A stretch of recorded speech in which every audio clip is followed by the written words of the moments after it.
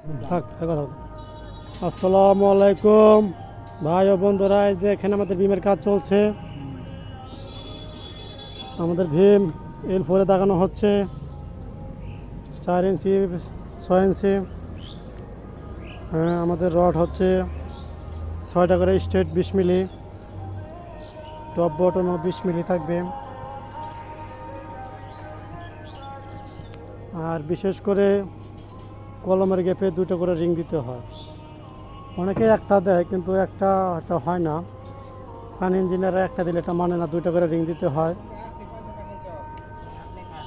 এই যে দেখেন 2টা করে রিং আমরা বাঁধা রাখছি। বিম ছাড়ার সময় এটা নিচে এটা বাঁধা দেবো।